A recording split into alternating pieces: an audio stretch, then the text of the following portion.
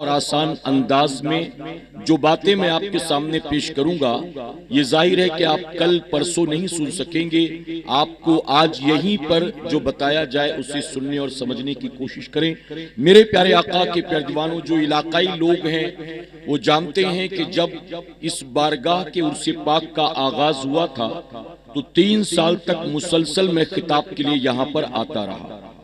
3 سال میں نے ان کے عرس پاک میں مسلسل خطاب کیا ہے اور اس کے بعد چند سالوں کے گیپ کے بعد پھر ایک بار آپ کے سامنے حاضر آیا ہوں.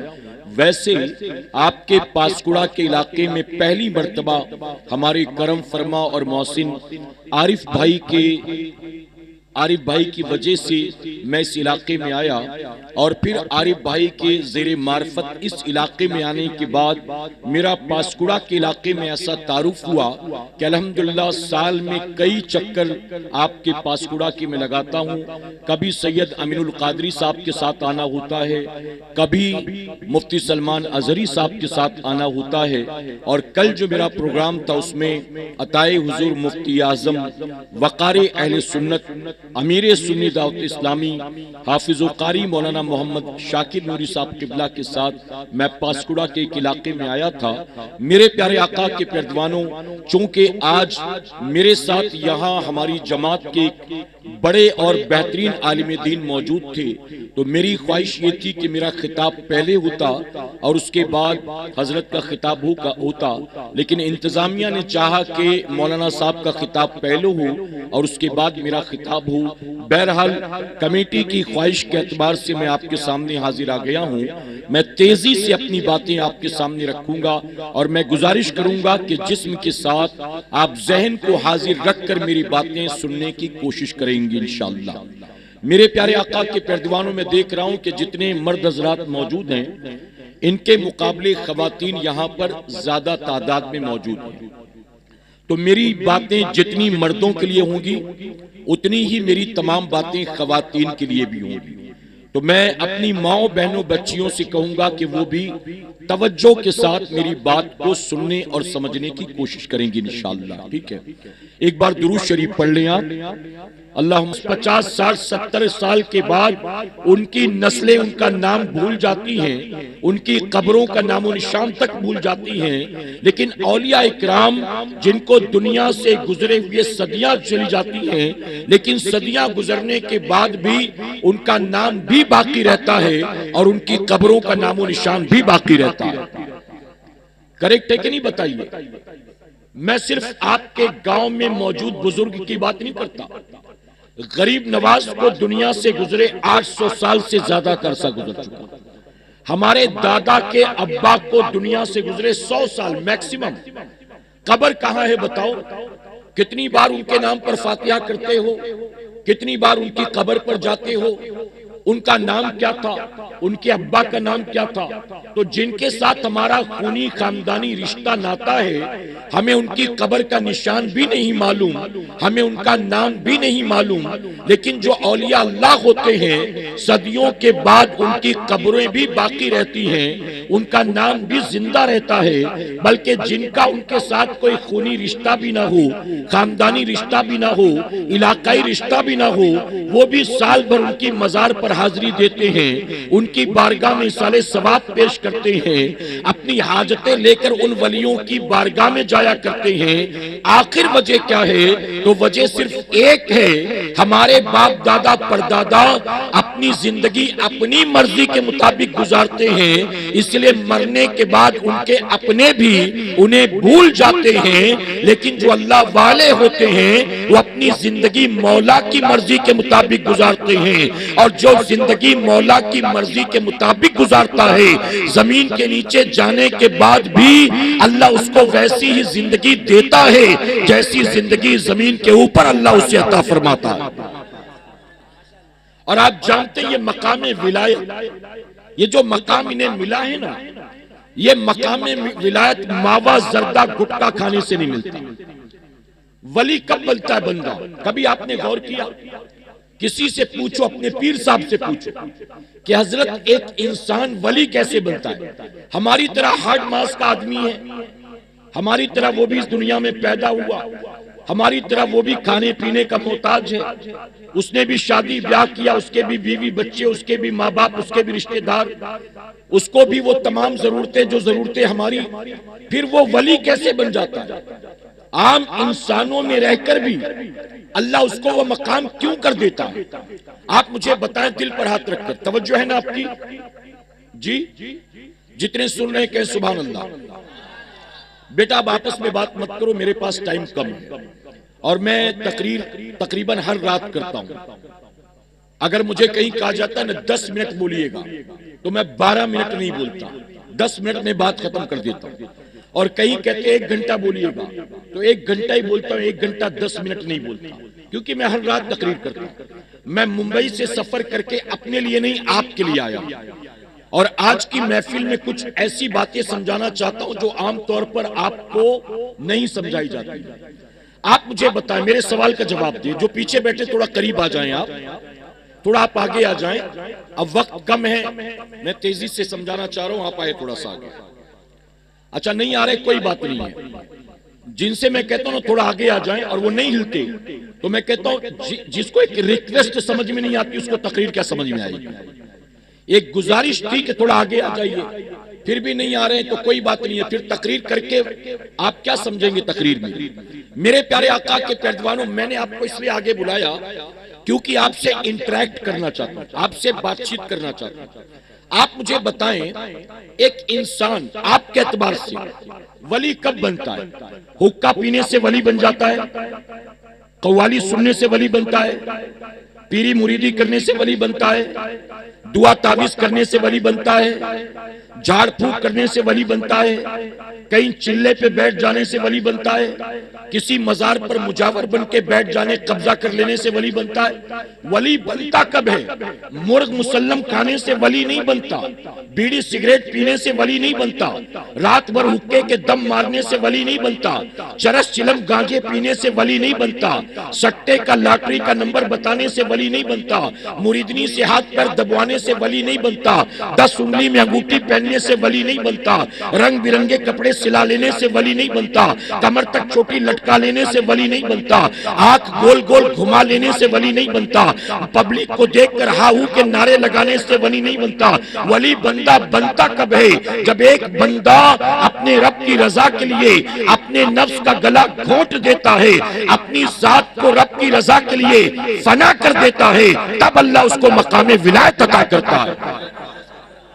اس کا کھانا اللہ کے لیے، اس کا سونا اللہ کے لیے، اس کا چلنا اللہ کے لیے، اس کا باتیں کرنا اللہ کے لیے، اس کا شادی کرنا اللہ کے لیے، اس کا لوگوں سے ملنا جلنا اللہ کے لیے۔ جب ایک بندہ اپنی مرضی کے مطابق نہیں جیتا، مولا کی مرضی کے مطابق جیتا ہے اور اپنے نفس کو اپنے رب کے لیے قربان کر دیتا ہے، تب اللہ اس کو مقام ولایت عطا کرتا ہے۔ اور ایک آدمی زندگی بھر اپنے نفس کے پیچھے پیچھے پیچھے پیچھے چلتا رہے تو لوگوں کا، جاہلوں کا پیر تو بن سکتا ہے، جاہلوں کا بابا تو بن سکتا ہے، لیکن اللہ کا ولی نہیں بن سکتا ہے۔ جب تک بندہ اپنے نفس کو اپنے رب کی رضا کے لیے قربان نہیں کرتا تب تک اللہ اس کو مقام ولایت نہیں دیتا۔ کسی نے مولا علی سے پوچھا تھا، اے علی، جنت کتنی دوری پر ہے؟ جنت کتنی دوری پر؟ تو مولا علی نے فرمایا جنت 2 قدم کے فاصلے پر ہے، جنت 2 قدم کے فاصلے پر۔ پوچھنے والے کو تعجب ہوا، 2 قدم کے فاصلے پر کیسے؟ تو فرماتے ایک پیر اپنے نفس پر رکھ دے اور دوسرا پیر جنت میں داخل کر دے۔ نہیں سمجھے شاید آپ؟ ایک نفس ایک پیر اپنے نفس پر رکھ دے، دوسرا جنت میں رکھ دے۔ پتہ چلا مولا علی یہ بتا رہے ہیں نفس کا گلا گھونٹ دے، اللہ تجھے جنت عطا کر دے گا۔ اور نفس کا گلا گھونٹنے کا مطلب کیا ہے؟ نفس کو قربان کرنے کا مطلب کیا ہے؟ نفس کو فنا کرنے کا مطلب کیا ہے؟ نفس کو قربان کرنے کا مطلب خواہشات کے پیچھے دوڑنا بند کر دے، ہائے دنیا، ہائے دنیا، ہائے پیسہ، ہائے پیسہ، یہ میرا مکان ہے، یہ میری دکان ہے، یہ میرا پیسہ ہے، یہ کھیت میرا ہے، یہ زمین میری ہے، یہاں قبضہ میرا ہے، یہ سب کچھ میرا ہے، یہ سب میں نے بنایا ہے، اس کو چھوڑ دے۔ جب تک تو ان چیزوں کے پیچھے پیچھے دوڑتا رہے گا تب تک اللہ تجھے مقام ولایت نہیں عطا کرے گا، اور اپنے رب کی رضا کے لیے جس دن تو ان چیزوں کو چھوڑ دے گا اللہ اسی دن تجھے مقام ولایت عطا کر دے گا۔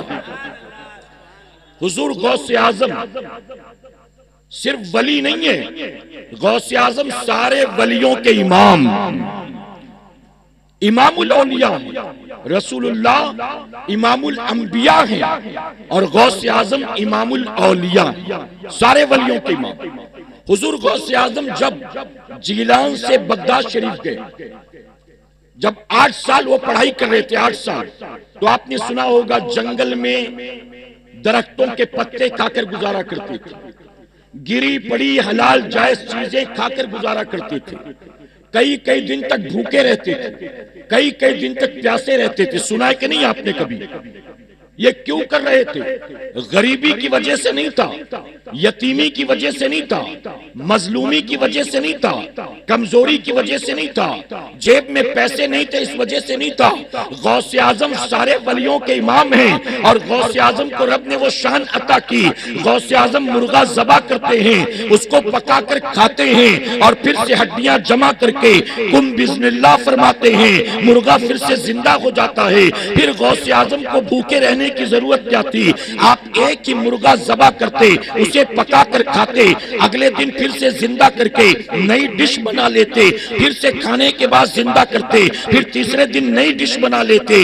ایک ہی مرغا 8 سال تک کھاتے رہتے، پھر بھوکے پیاسے کیوں رہتے تھے؟ تو غوث اعظم غریبی کی وجہ سے بھوکے نہیں تھے، بلکہ اپنے رب کی رضا کے لیے اپنے نفس کو قربان کر رہے تھے، اپنے نفس کا گلا گھونٹ رہے تھے، اور غوث اعظم بتا رہے تھے جب تک تو نفس کا گلا نہیں گھونٹے گا تب تک اللہ تجھے اپنا ولی نہیں بنائے گا۔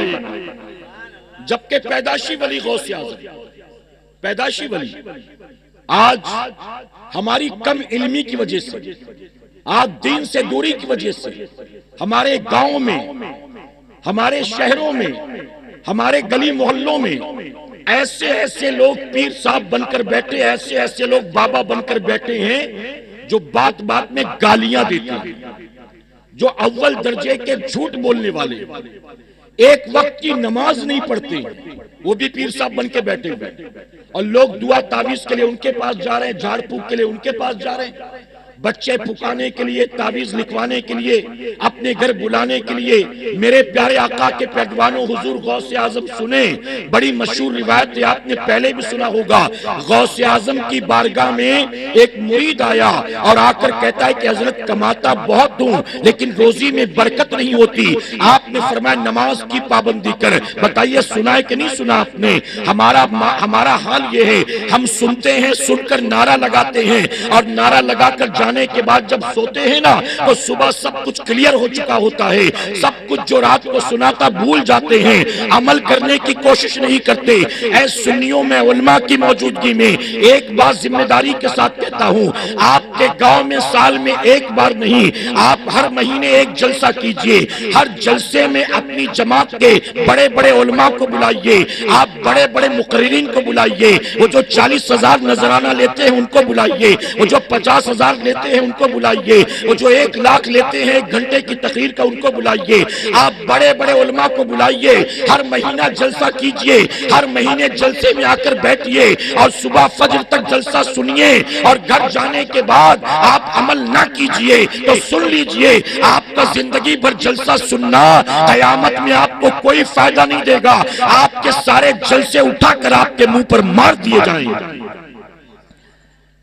ہمارا جو بھی پیر ہے، ہمارا جو بھی پیر ہے، کم سے کم غوث اعظم سے بڑا تو نہیں ہے نا۔ میں تاج الشریعہ کا مرید، اور میں تاج الشریعہ کی غلامی پر ناز کرتا ہوں، الحمدللہ الحمدللہ، اللہ کا احسان ہے، اللہ کا شکر ادا کرتے ہیں۔ اللہ نے ہمیں وہ زمانہ عطا کیا. افسوس کہ ہم نے مفتی اعظم کو نہیں دیکھا, اعلیٰ حضرت عظیم البرکت کو نہیں دیکھا, لیکن ہم نوجوانوں کے مقابلے اپنی قسمت پر ناز کرتے ہیں. ہم نے اپنے زمانے میں تاج الشریعہ کو اپنی آنکھوں سے دیکھا ہے. الحمدللہ اللہ نے حضرت کی غلامی کا شرف عطا کیا, اللہ کا احسان میرے پیارے آقا کے پیروانوں. لیکن میں علل اعلان یہ کہتا ہوں, میں جس غوث اعظم کی بات کرتا ہوں میرے پیر و مرشد خود اس غوث اعظم کے غلام. آپ کا پیر کتنا بڑا کیوں نہ ہو, غوث اعظم سے بڑا پیر کسی کا نہیں ہو سکتا. غوث اعظم کا مرید, ڈائریکٹ آپ کا مرید, بغداد کا رہنے والا, آ کر کہتا ہے کماتا بہت ہوں, برکت نہیں ہوتی. آپ نے فرمایا 5 وقت نماز کی پابندی کر. وہ کہتا ہے مرید آپ کا ہوں, بے نمازی کیسے ہو سکتا ہوں. وہ آپ نے فرمایا بیوی بچوں کو نماز کی تاکید کر. اس نے کہا بیوی بچے بھی الحمدللہ نماز پڑھتے ہیں. آپ نے فرمایا دروازے پر پردہ لگا دے. گیا دروازے پر پردہ لگا دیا. ہفتے 10 دن کے بعد آیا تو تحفہ لے کر آیا. غوث اعظم نے فرمایا اب کیا حال ہے. اس نے کہا وہ دن ہے اور آج کا دن ہے, اللہ نے بہت برکت عطا کیا. غوث اعظم نے فرمایا اللہ اور برکت عطا کرے. اس نے کہا حضور مجھے یہ بات سمجھ میں نہیں آئی, روزی کی برکت کا دروازے کے پردے سے کیا تعلق تھا. آپ نے پہلے بھی سنا ہوگا پھر یاد دلاتا ہوں. غوث اعظم سے پوچھا کہ روزی کی برکت کا دروازے کے پردے سے کیا تعلق ہے. آپ فرماتے تو بھی نمازی ہے, تیرے بیوی بچے بھی نمازی ہیں, اللہ تیرے گھر میں برکت اتارتا تھا, لیکن راہ چلتے بے نمازی کی نظر تیرے گھر پر پڑتی تھی. بے نمازی کی نگاہوں کی نحوست کی وجہ سے تیرے گھر سے برکت اٹھا لی جاتی تھی. اب تو نے پردہ لگا دیا, اب یہ پردہ دیوار